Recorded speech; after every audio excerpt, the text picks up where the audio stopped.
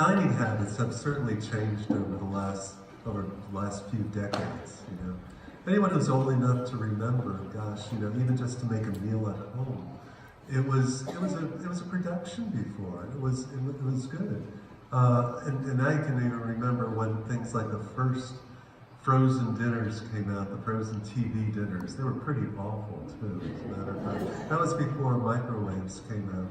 But things have changed so much at home because you can put together a meal in no times with microwaves and these instant pots, and you can use crock pots and put something in, and when you get home everything is finished.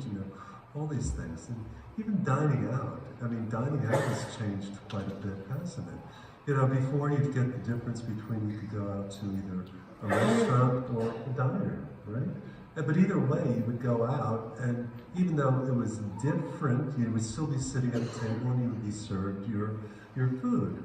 But, I think mostly in the last few decades has come up more and more these fast food types of places to eat in. And it's the kind of place where you can go in and you place your order at a counter, and either you can take a number and you go back and then they'll deliver the food to your table, or you just wait there and they put it on a tray like you go to McDonald's or something like that. And then you go and then you eat it at the table there if you're eating in. Okay? But these types of restaurants always have trash receptacles in plain sight. And why do they have trash receptacles in plain sight? Because they expect that when you finish eating, you're going to take your trash and put it in the receptacle and clean up and throw it away. At least that's the idea, right?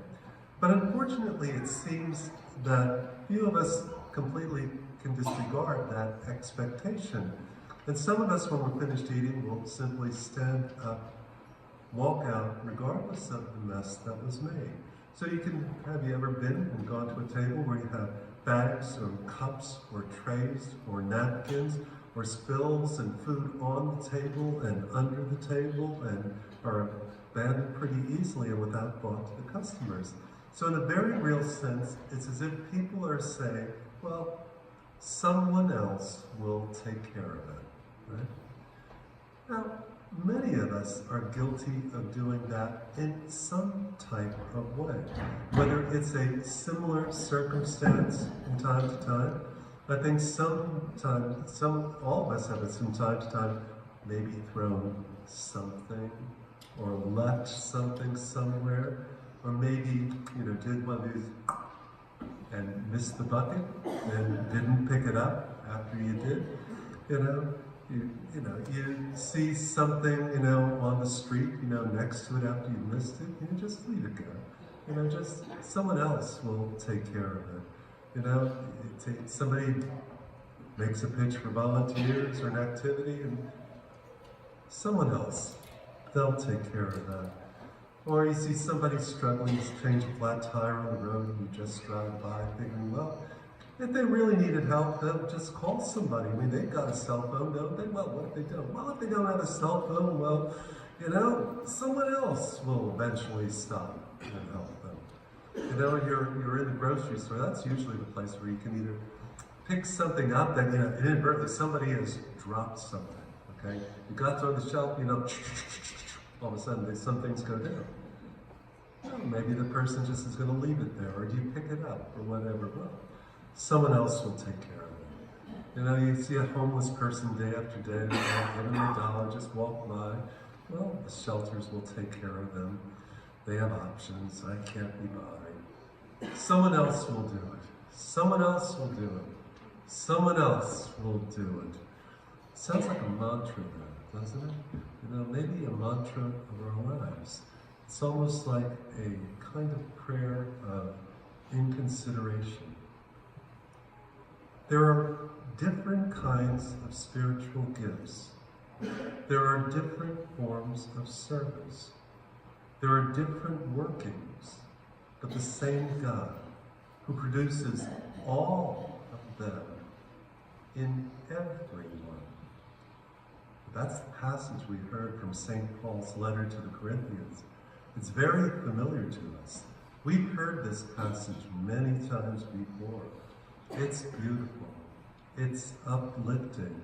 It illustrates for us the idea that gifts God gives us are spread over the entirety of humanity.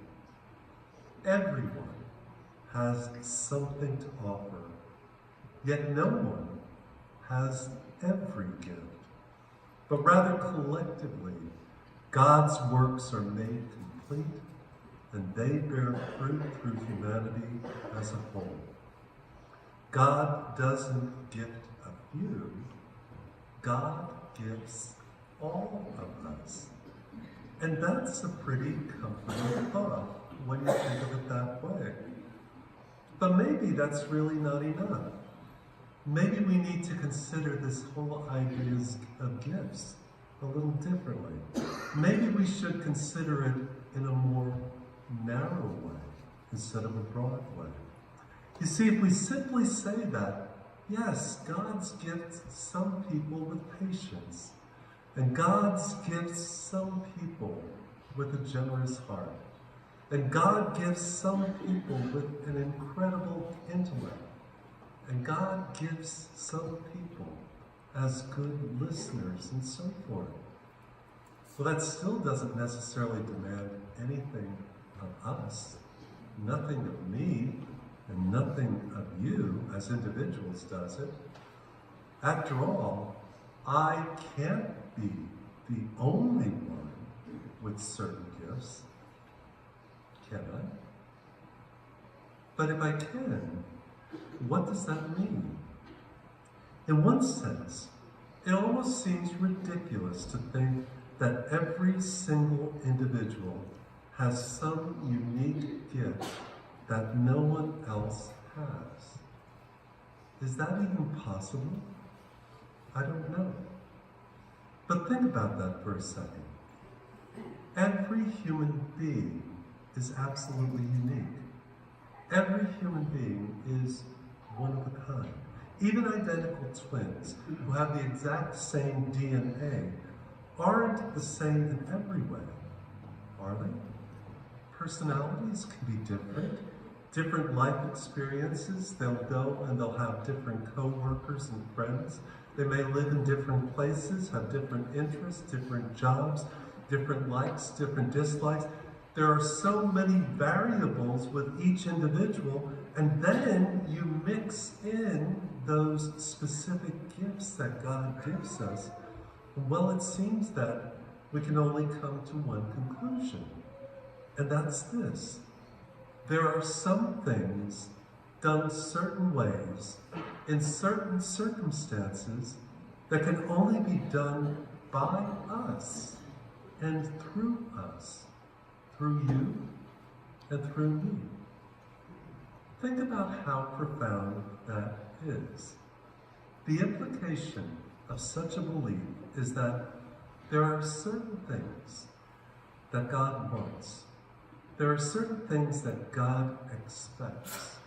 There are certain things that God hopes for the world that may never become a reality, may never be made manifest, unless one particular individual does one particular thing in one particular circumstance.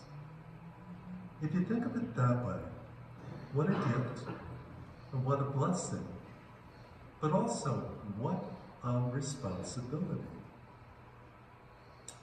Someone else will do it. Someone else will take care of it. Almost certainly not.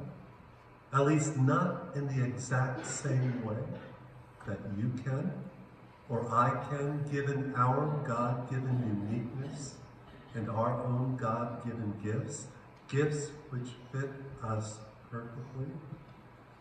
May we never try to pass the buck when it comes to using our gifts and talents to be good stewards of God in terms of caring for all of His creation and loving them. because God is waiting. The world is waiting. And maybe, just maybe, this is one of those times when no one else will do. Let's believe that, let's embrace that, and let's act on that.